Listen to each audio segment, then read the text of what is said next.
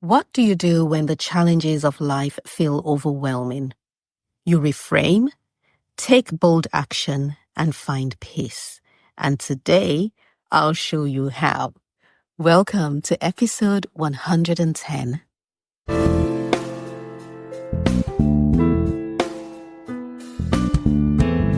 Welcome to the Living Inside Out podcast. I'm your host, Toks Aroture, entrepreneur with 20 years of experience, founder of The Baby Cut Shop, a luxury nursery furniture brand and design studio in Chelsea, London. I also founded The Revealery, an invitation-only exclusive furniture company. I'm a TEDx speaker and a mindset coach.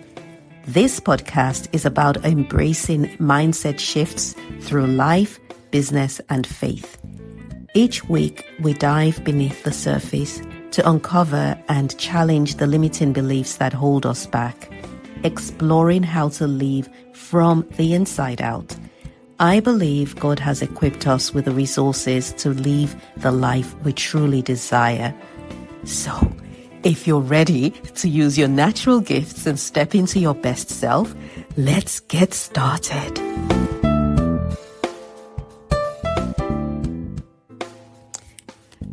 Welcome to episode 110. I am so chuffed to be able to say that number. That's a big number for me. But even more happy and excited that you have been riding with me for 110 episodes.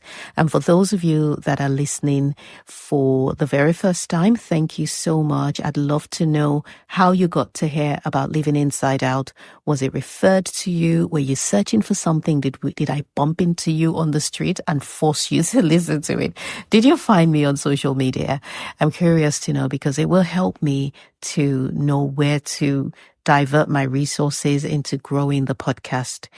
On the subject of growing, I really need a favor. Can you please review this episode with a 5-star rating wherever you're listening? I know not all platforms allow for reviews, but for those that do, kindly do so. Spotify and Apple Podcasts come to mind. And then I also would need you to subscribe, because the more numbers we have subscribed, the more people will actually find us. It's weird, I know, but that's how it works in podcast world. And finally, the very traditional but absolutely effective way of helping to grow the podcast is to send it to somebody that you think will benefit from it. And knowing the way that we are as humans, we tend to move in similar type of circles, that what blesses you typically will bless the people in your space. So thank you so much and welcome back. Over the last 2 weeks, your feedback on episodes 108, which was Kairos, or is Kairos, the power of perfect timing, and 109, a time to act, has been incredibly humbling. And here is just one of several comments that I received.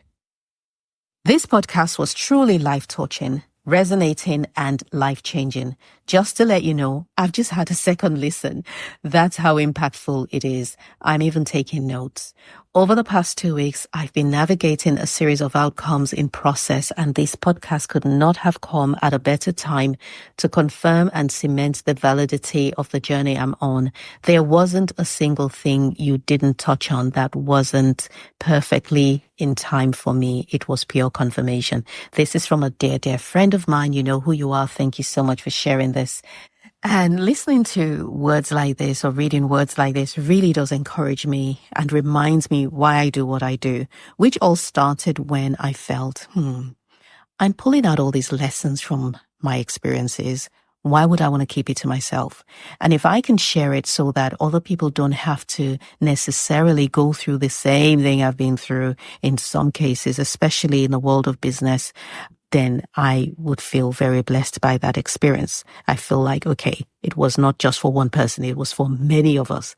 And also, although the podcast talks on entrepreneurship, faith, and mindset, I want you to know that while many of my experiences may have come from business, it is clearly meant for life, all parts of life. So I thank you for listening. Thank you for being a part of it. And I cannot wait to get into today's topic. Listen, I don't know about you, But 2024 has really tested me, and 2023 wasn't much easier. I alluded or said this multiple times over the year. So if you're tired of hearing that, so sorry, but that's how hard it has been. Much of the challenges have been in my business as opposed to my personal life. But it doesn't make it any easier. I'll be honest with you. It really hasn't made it any easier. Many people I've spoken to have shared similar experiences, whether it's bereavement, relationship issues, finances, or even health. One thing is certain, that as long as we're in this world, we will face many trials. That's what Jesus said. It follows then that it's not about if challenges come, but when they do come and how we choose to navigate them, because it's a choice. It's not about default or a default response to circumstances we have no control about. And that's what today's episode is about. I want to share 3 mindsets you can adopt immediately to help you reframe and overcome these challenges. This episode is also a prelude to a free Zoom session that I'm hosting on Saturday, the 28th of December, 2024. And in that session, we're going to take the lessons that 2024 taught us and turn them into a blueprint for 2025. And I want to teach you how to do the same, because obviously we're all going through different things. So I want to teach you how to take that difficulty that you experienced this year, or the multiple difficulties you faced, how to extract the lesson from it, and also how to then turn them into something, or a cheat sheet, if you like, for next year. So if you want to be a part of the session on Zoom, which is free to attend, you've got to register on Eventbrite. You can also go to my website and you'll find the details on there, but it is free to attend. But registration is absolutely essential, because it's a bit of an intimate setting, you see. I'm not going to be recording it either, because it's a live session and what I'm going to be sharing is very personal to me, but will also be very impactful to you. So make sure you are there, because there will not be a recording for it. The first mindset has to do with a lesson I learned this year, and it's reframing your perspective. Now, I recognize that some of the tips and even phrases that I may use might sound cliched, i.e., yeah, everyone says reframe your perspective. I don't see how that's practical. I don't see how that changes things, because my focus is on making the situation go away. But I promise you that this reframing your perspective is one that I started using it in the summer of this year, and I have continued, and I will never let it go, because it's one thing that changed the trajectory of the rest of 2024 for me. I'm placed to be in a much better place from where I was at the start of the year. Nothing has meaning except the meaning you give it. If you've been listening to this podcast, you've heard me say that a few times. Now, it's a powerful mindset shift that allows you to view challenges differently. People operate from their own worlds. That was something else I learned, that although we all live in this big world, within this big world are multiple tiny little worlds, each of us owning our own world. In your world, there is the resources you need to fulfill the dreams that are present in your world. There are the people that God has sent you to, and the people that you have been sent to. There are ideas, and there are challenges too, and there are blessings, but they're all contained inside your own little world. When you understand that people operate from their own little worlds, it also means that their actions have nothing to do with you. And when you understand that you are operating in your own little world, it helps you know that the solution to the challenge you're facing is also present with you. This is a deliberate mindset shift that you've got to choose to adopt. It's not something that's going to settle on you because you listened to this podcast. It's one that you've got to choose, and it will help you to also navigate difficulties even in relationships, which is essential for this time of the year when family comes together and there might be history in some of these relationships. There's a family member, there's somebody in my life that whenever they show up, if they say to me that they're coming at 12 o'clock, then from around 10 o'clock in the morning, maybe even 9 o'clock, I start forgiving them. Like, you haven't even showed up at my house, but I forgive you for the annoyance and the irritation I'm about to experience because of your presence. Because I can't do anything about that individual. They're in my life to stay. They're not going anywhere. And so having a plan and a strategy for navigating difficult situations is essential at the time of the year when tempers may be heightened and people might be sensitive and people might be emotional. And if you're looking for one way to do so, understanding that everybody is operating in their own little world is a surefire way that will help, because what's happening in her world has nothing to do with what's going on in your world. It stops you from blaming people for the challenges that might seem like it's coming from them. So say, for example, someone comes and every time they come to your house, there's drama and there's shouting or what have you. Or you find yourself upset because you engaged with a particular person and it happens all the time. Understand that they are not doing it to you, but know that they are responding to a situation that's going on in their own little worlds. Everything we do, we're doing it from the inside out. Our actions, our reactions, our beliefs, our words are all a result of something that's going on inside of us and not what's going on inside of somebody else. Now, yes, something someone says might trigger a reaction within you, but what we're trying to do is make sure that we do not accord blame to other people, because the minute you start to blame other people or you start to blame circumstances for your sadness, it then means that you've given them power.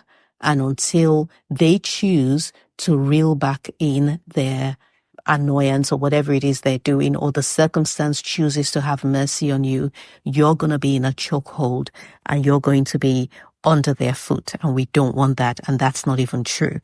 But if you don't make the decision to see things differently, to have a different perspective, you will fall prey to that type of thinking.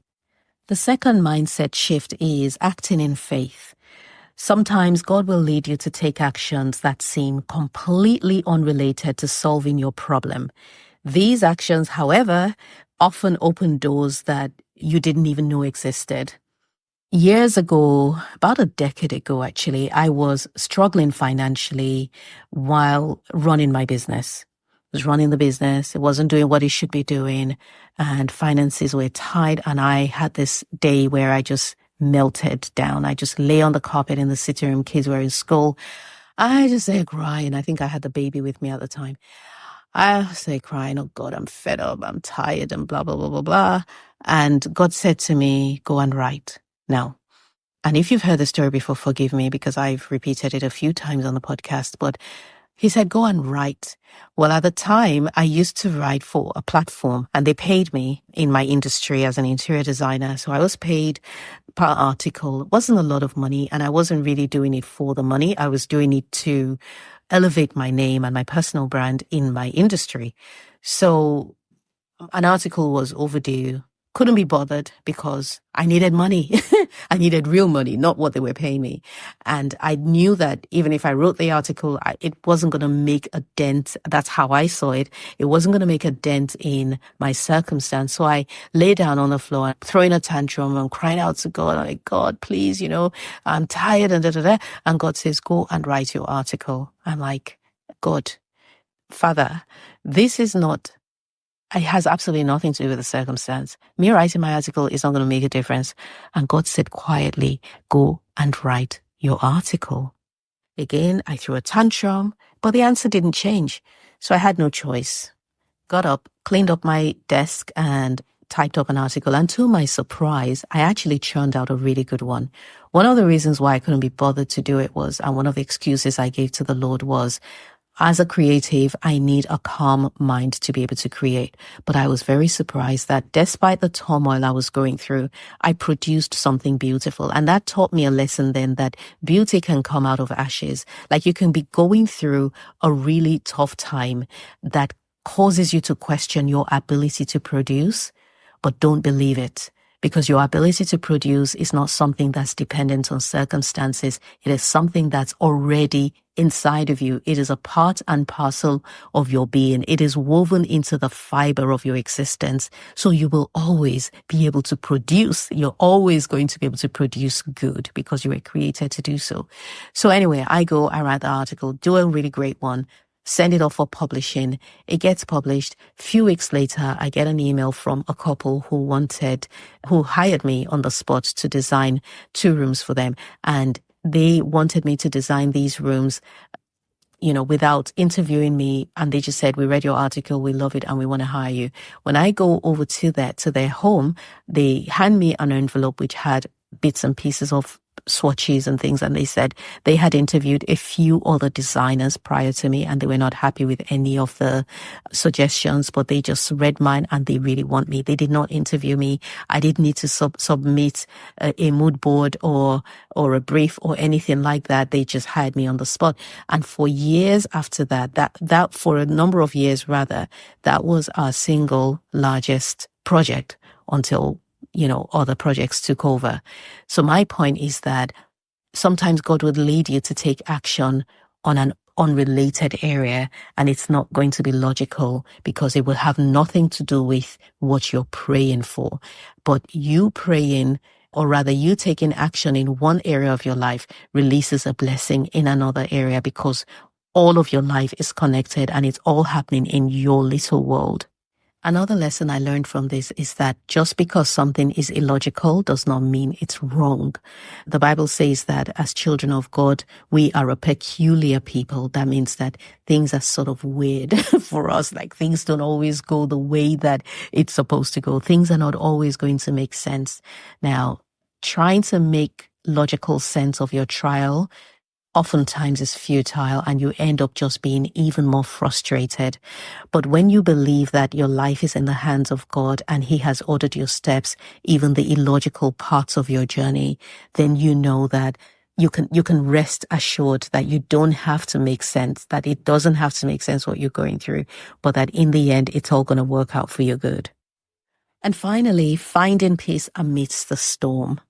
Peace isn't about changing your circumstances. Peace is not dependent or should not be dependent on circumstances, because if that's the case, then you are riding a serious roller coaster. And that's what my year had been like. I was very much up and down. When things were going well, I'd be fine. And when things were not going well, I'll freak out. And so what that meant was my changing circumstances was directly affecting my state of mind, my emotions, my beliefs. So I was always up and down. And I don't know if that resonates with you. It might do. My solution to this, and the single answer I have found from my experience, is find peace in the midst of the storm. Our default reaction is to change the circumstance around us and try and stop the storm. We want things to settle down. We want things to stop, moving up and down, and we want the waves to stop.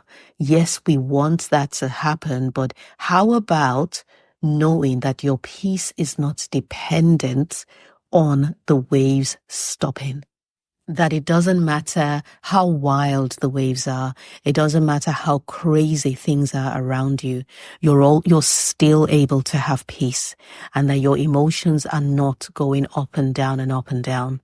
There's a story in the Bible which I love, which is when the disciples were on a boat in the middle of a storm. Jesus wasn't with them and they're freaking out. They're like, okay, we're certainly going to die. And then Jesus comes walking on water towards them and they think it's a ghost. And Jesus, I think Jesus says, it's me. And Peter says, if it's you, then ask me to walk towards you. And Jesus says, yep, come on. And Peter looks at Jesus and starts walking on water towards him. And he actually does walk on water, but then he looks at the waves and the storm and he starts to sink. That single lesson teaches us that if you have your eyes, teaches us that whatever you're looking at is going to determine what happens to you. So you need to have your eyes on Christ if you're a Christian. And if you're not a Christian, you need to have your eyes fixed on the vision of what you want for your life. Have your eyes fixed on the immovable Christ, because that way you will continue to walk on water. You'll continue to walk on the storm. It is so essential to have peace in the midst of the storm. I shared an experience a few weeks ago. It was episode 106, which was finding calm in the chaos.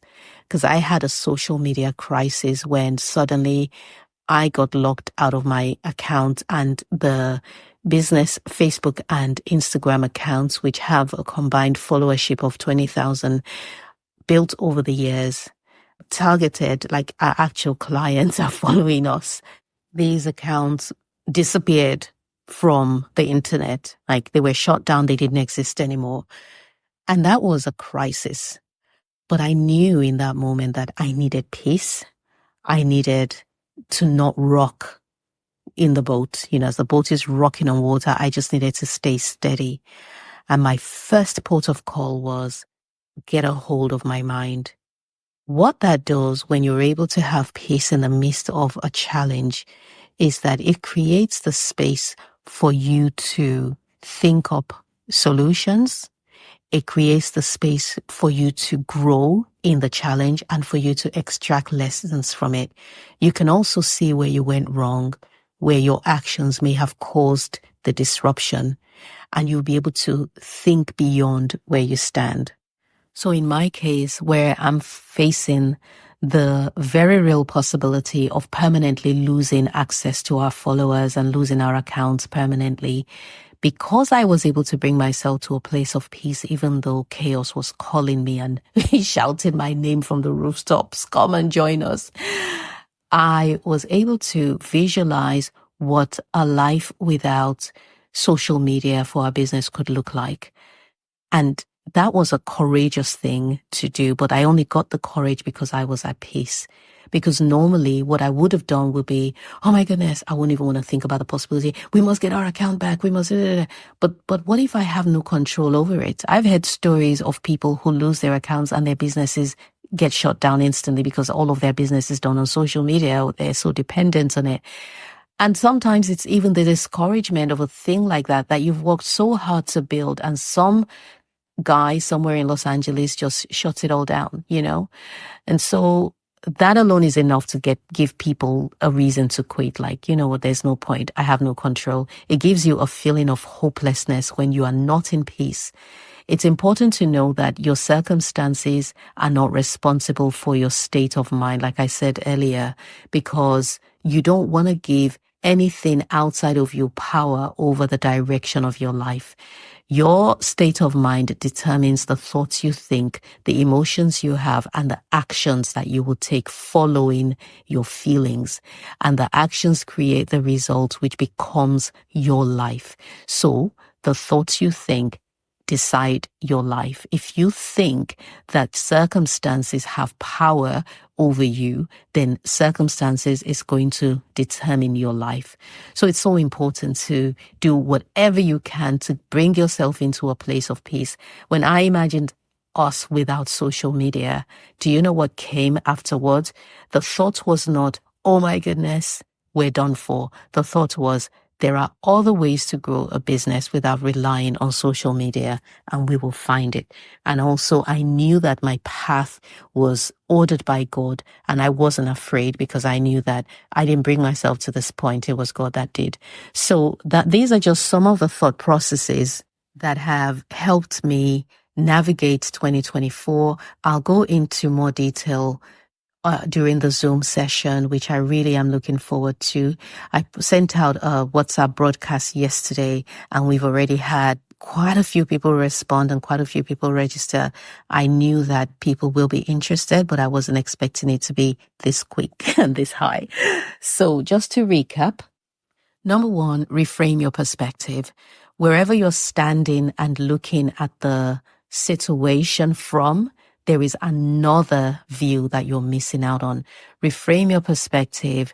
Try to see it as neutral, not something working against you, not something caused by anything or anyone, but have a completely different perspective from it, which is that I'm the one giving meaning to what I'm seeing. What if it doesn't mean what I think it means? And the minute you start to do that, you will develop the habit of standing back and not having a reactionary thought process get started at the sight of a challenge. Number 2 is take an unrelated action in faith. Now, doesn't mean that you should just go and look for an action that has zilch to do with what you want, but listen to your spirit. What is your spirit saying to you? What do you really feel that you should be doing in that moment? The times that challenges show up and we think, oh, I'm supposed to be doing this and now this has come to disrupt it. Well, what if you are supposed to continue to do it despite the storm? And my final tip is bring yourself into a place of peace, because it is in that space of peace that you can grow, you can learn, you can see opportunities that the challenge has come to distort, and you will be able to receive clarity as well on what to do going forward. Last week, I was at the Hangout Cafe chatting with Pastor Funke Adega. You've got to listen. Shout out to my Jesus House family.